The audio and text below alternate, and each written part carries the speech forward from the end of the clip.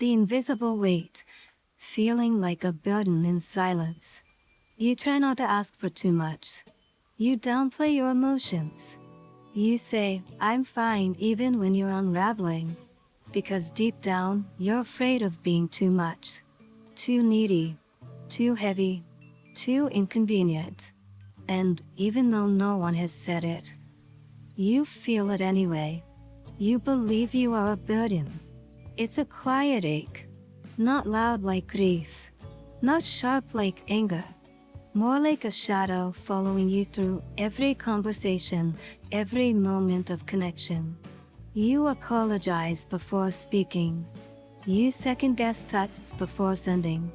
You stay quiet in group chats. You convince yourself they're better off without your voice, your problems, your presence. And maybe you've whispered to yourself, they're just being polite. I know I'm exhausting. I shouldn't bring this up again. They'll get tired of me. But here's the truth no one told you. Feeling like a burden is not a personality flaw. It's a symptom, a side effect of pain, a response to being emotionally unsupported for too long. You weren't born thinking you're too much. You learned it. Maybe someone made you feel small for having big emotions. Maybe you were raised to be easy, quiet, low maintenance. Maybe you got praised for being the strong one, the fixer, the silent helper. And slowly, you got the message. Meeting things makes you unlovable. So now, even in safe spaces, your mind plays defense. Purple circle, don't take up space. Purple circle, don't be a burden. Purple circle, don't need anyone. And that voice, it sounds like protection, but it's really isolation dressed as safety. Let's name this for what it really is. Emotional self-abandonment. You leave yourself before anyone else can. You meet your needs before they're rejected. You shrink yourself in fear of being seen as too much. And in doing so, you begin to disappear. Not all at once, but little by little. You stop opening up. You stop asking for help. You stop expecting to be cared for. You stop believing that your pain matters. Until eventually, you convince yourself it's better to suffer in silence than to bother someone with your truth. But here's what I need you to know. Purple circle, you are not a burden. Purple circle, your feelings are not too loud. Purple circle, your presence is not too much. Purple circle, your truth does not make you hard to love. What makes you feel like a burden is unprocessed pain plus a lifetime of emotional suppression. It's not who you are. It's what you've been taught to believe. If you've ever cried alone in a bathroom because you didn't want anyone to hear you. If you've ever deleted a message asking for support because you didn't want to bother them. If you've ever sat in silence while screaming on the inside. This video is for you. In the next topic, we'll explore the psychology and emotional roots behind feeling like a burden, why it happens more often in women, and how to begin unlearning the lie. Because you deserve to take up space, and you deserve to be heard. Where the feeling begins, the emotional roots of being too much. You weren't born believing you're a burden. That belief was built quietly, slowly, over time. And most of the time, it began in places that were supposed to feel safe. Let's break it down. Because when you understand where the feeling started, you can begin to take back your power. Baby 1. Childhood, the birthplace of emotional silence. If you were a sensitive child, if you had big emotions, deep thoughts, or needed reassurance, and those needs were ignored, shamed, or minimized, you likely started shrinking early. You may have heard, "Stop crying, it's not a big deal. Don't make a scene. You're too dramatic. You're exhausting." Even if no one meant to harm you, the message was clear. Your feelings are inconvenient. So, what did you do? You adapted. You became the good girl. The quiet one. The easy one. The one who didn't make trouble. And now, as an adult, you apologize for things that aren't your fault. Because deep down, you still fear being too much. Svibalun 2. Emotional neglect. The pain that's hard to name. Emotional neglect doesn't always look like abuse. It often looks like nothing at all. It's when your sadness wasn't met with comfort. Your joy wasn't celebrated. Your fear wasn't validated. Your voice wasn't heard. It teaches you this dangerous lesson. My needs are invisible. My pain doesn't matter. I must be a burden. Women are especially vulnerable to this, raised to be caregivers, not care receivers. So you learn to suppress, to handle it, to be quiet, to cope in silence. Counterclockwise arrows button 3. Depression and shame. The internal loop. Here's what no one tells you. Depression feeds the belief that you are a burden. And the belief that you are a burden worsens depression. It's a cruel cycle. You feel low, you isolate, you don't get support. You blame yourself for feeling low, you feel like a burden. You feel like a burden, you isolate more, you feel worse. And the shame grows louder than the sadness. Female sign 4.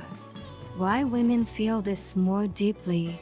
Culturally, women are often praised for putting others first, not complaining, being easy to love, being emotionally low maintenance. So when a woman breaks that pattern by asking for help, expressing pain, or needing space, she feels guilt. She feels like she's failed at being the strong one. And instead of being met with softness, she's met with silence, or worse, judgment. So she retreats. Again. Brain 5. The nervous system response. Social rejection equals emotional danger. Your brain is wired to see rejection as a threat. Thousands of years ago, being too much could mean being excluded from the group.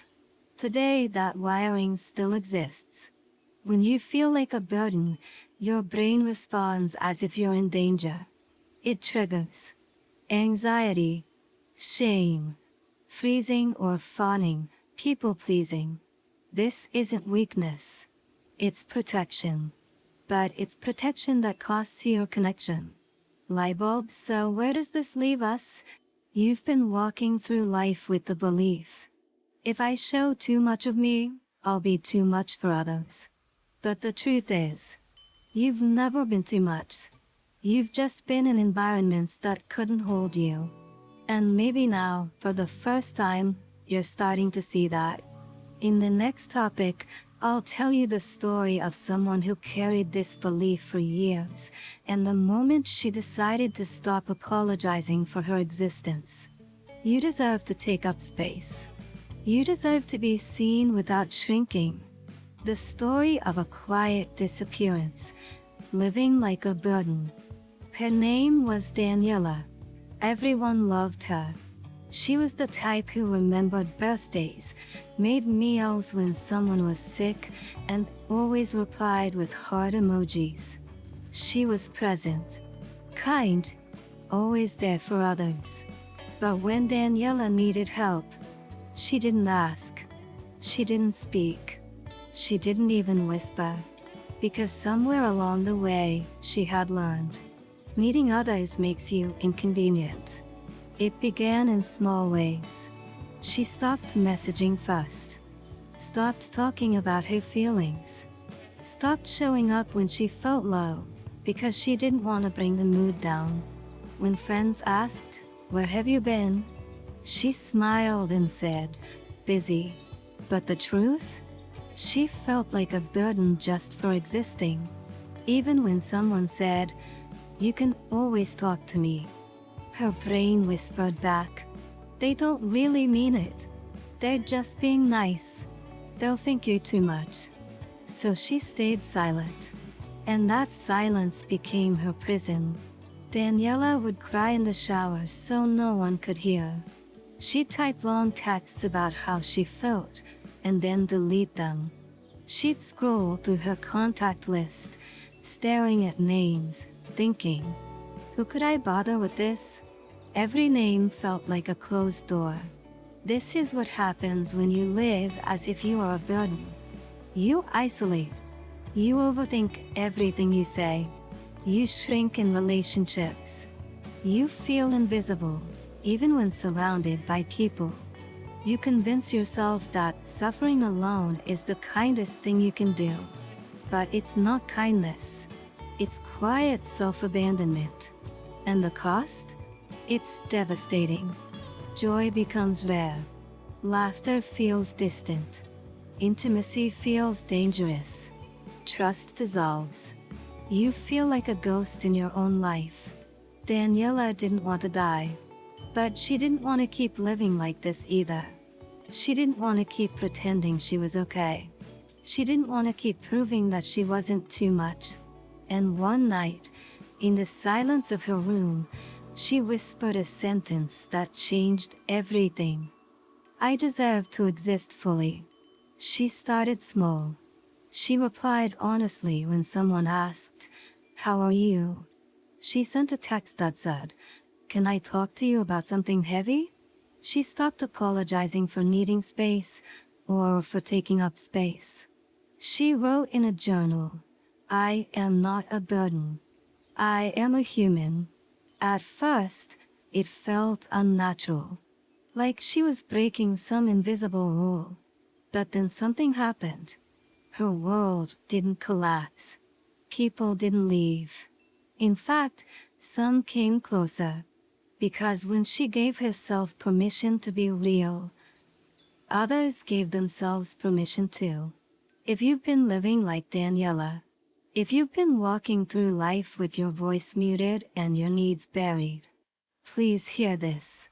You don't have to earn your right to be supported. You don't have to be easy to be loved. You don't have to carry your pain alone to be respected. You are not a burden. You are a whole, messy, worthy human. And you deserve to be here without shrinking. In the next topic, we'll explore practical ways to unlearn this belief and start reclaiming your voice, your space, and your truth. No more apologizing for existing. Reclaiming your voice, you are never too much. Healing the belief that you're a burden doesn't happen overnight. It's not a switch, it's a daily, quiet return to yourself, to your truth, to the part of you that never needed to shrink to be loved. Here are the first steps. Gentle, powerful, yours. Hammer and wrench 1. Name the thought when it shows up. That voice, the one that says, "You're too much," or "Don't bother them," is not you. It's a pattern. And patterns lose power when they're named. Next time it whispers, pause and say, "That's not mine. This is a wound, not a truth. I am allowed to ask. I am allowed to need." This breaks the automatic shame spiral.